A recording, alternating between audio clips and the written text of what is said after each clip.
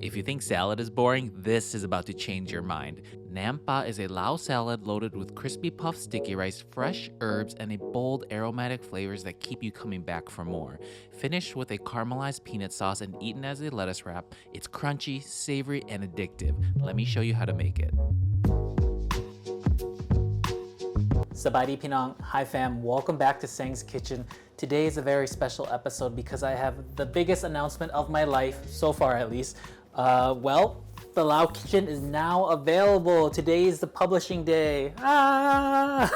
It is a dream come true to be able to bring this book into the world. I'm so excited for you all to read and cook with it. It's available wherever you get cookbooks, so online, in person, wherever you get those cookbooks, grab a copy, grab maybe one or two for your friends and family. Let me know what you think of it. Tag me on socials. I would love to see what you make. And I'm just so excited to celebrate the Lao Kitchen. This has been 6 years in the making, so there is a lot of love poured into this book. Share it with your friends and family. I would love that. By the time this video is published on YouTube, I'll be probably starting my book tour. So I would love to see and meet you all in person. I'm gonna start in LA, San Diego, Dallas, then we're gonna head to the East Coast, Washington, DC, Philly, New York City, Buffalo. Then I take a little break, and then we go back on the road to Fresno, San Francisco, Seattle, and then end the tour in the Midwest, my second home, Minneapolis, then Madison, Wisconsin. So I hope to see you on tour and sign your book. The tickets are available at saengskitchen.com/cookbook.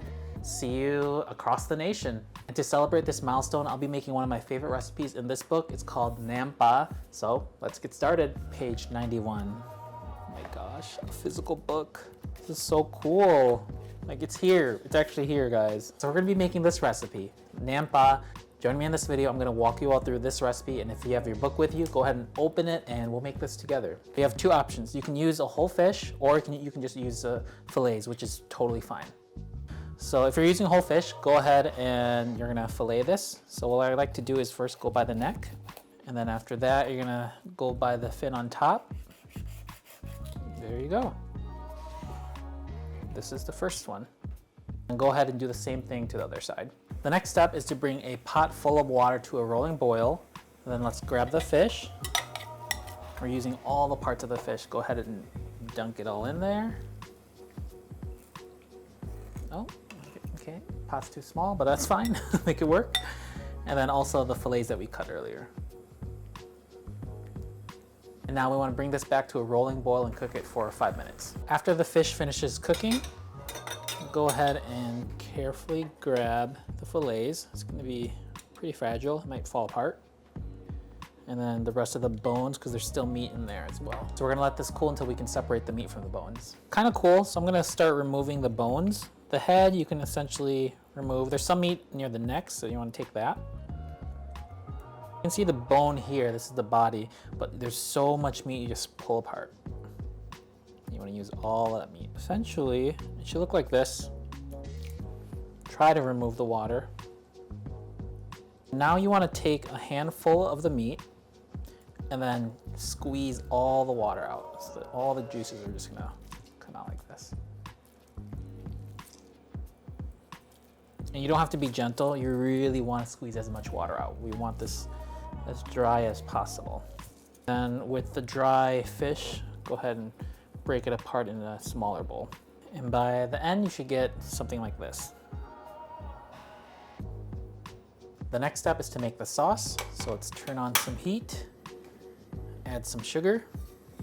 And this is gonna take about 3 to 4 minutes. But once you start seeing the sugar melt, you can go ahead and mix it. So caramelizing sugar, that can burn really fast. So you wanna have your water next to you. All right, so I think I'm pretty close. It's like golden almost. Once it gets to this point, continue mixing, and then you're gonna add the water. Ooh, hot, hot, hot. Okay, well, we all make mistakes in the kitchen. So then go ahead and try to melt the sugar, because it's gonna crystallize. And this is gonna take like another 3 minutes to make sure everything melts into the water. So all the sugar's melted. I'm gonna turn this off and then put this to the side to cool. Next step is to smash the garlic and bird's eye chili peppers. Ooh. All right, so it should be roughly smashed like this. Then go ahead and add the roasted peanuts. And then smash that as well. You're gonna have it roughly smashed like this. And then that caramelized water, it doesn't have to be completely cool, but go ahead and add it right into the peanuts. And the last thing you wanna do with the sauce is add your fish sauce and then some lime. And go ahead and mix it well. Ooh, that's good. The next step is to create the sticky rice puffs. So what I like to do is actually use all my dried sticky rice that I don't eat and just let it dry. And then I just put it in a bucket and save it for moments like this. So essentially you wanna make sure that the oil is at 350 degrees. If lower, it's not gonna puff up as you want. So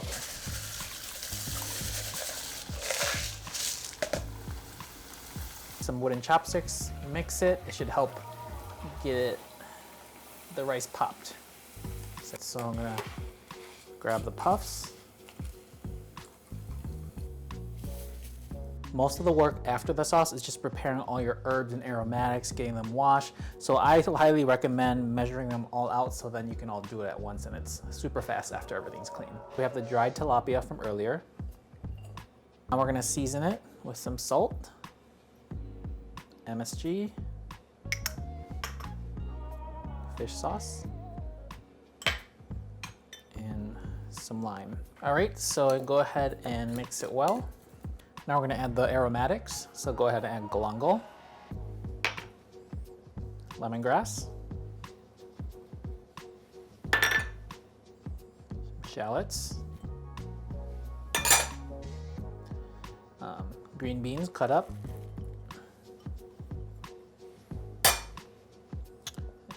green onions,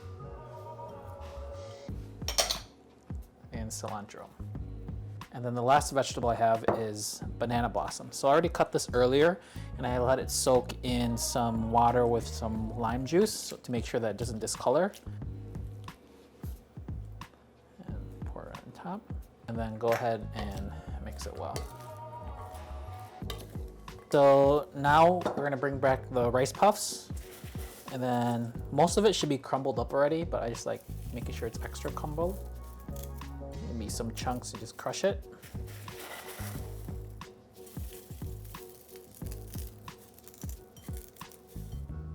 And then mix it well.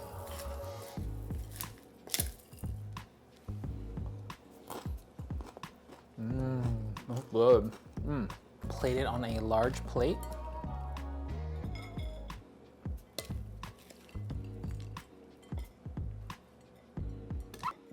So you eat it like a lettuce wrap. So grab however big of a piece of lettuce you want. I like adding this purple mint, and then a big spoonful of the Naem, and then that sauce we made earlier. Go ahead and mix it first, then drizzle a little bit on top.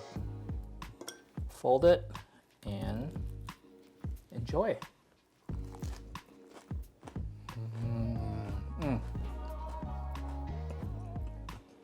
That's so good.